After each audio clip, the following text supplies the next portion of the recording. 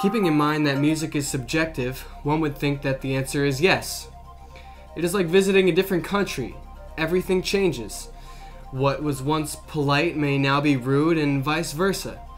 It reminds me of a story from Cultural Diversity where a student got in a confrontation in China at a bar with a Chinaman, and the man simply smiled back at the American student. The American student was insulted, but in Chinese culture they are taught not to respond to violence, and by smiling back at him, he was actually taking the most submissive stance that he could have. It's a cultural misinterpretation. Stimulus and response, which is essentially what this entire project is about, has to do with the psychological level of existence and experience of the subject. And this means that any reaction is a response to something within the internal or external environment of that subject. This reinforces the elaboration likelihood model's suggestion that there is a disposition to respond in a certain way to a stimulus. Coker and the notion of semiosis also suggest this to be true. They say that any stimulus is absorbed one of two ways in which meaning is formulated: rationally taken mediated stimuli and immediate, instinctually felt stimuli.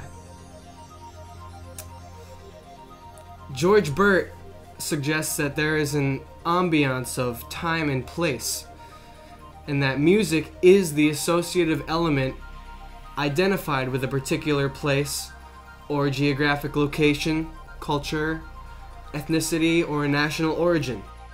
This idea can be plainly conceived as such.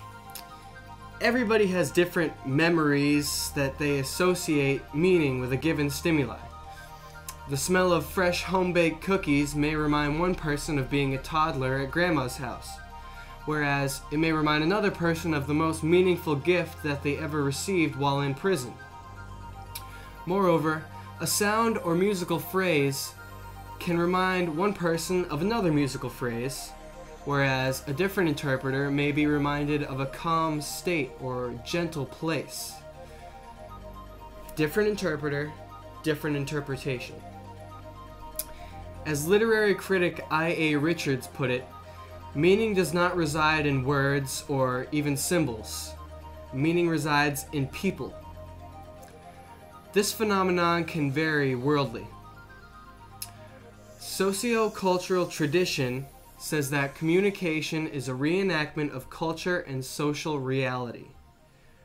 The theory of linguistic relativity further reinforces this idea.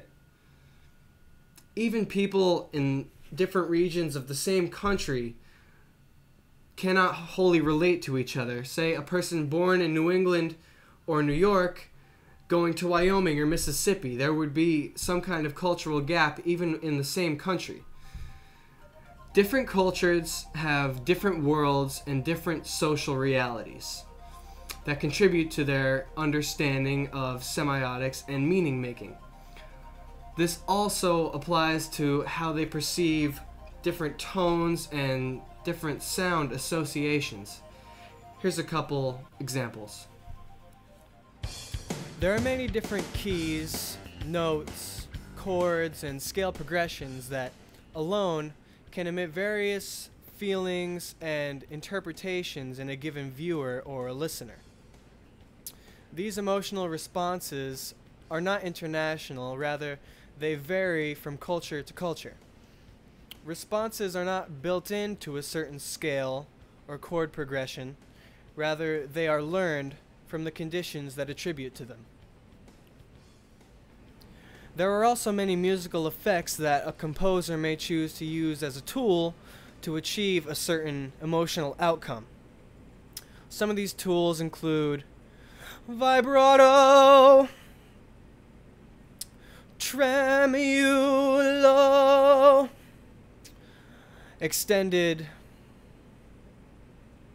rests, repetition, repetition, repetition, crescendo, decrescendo,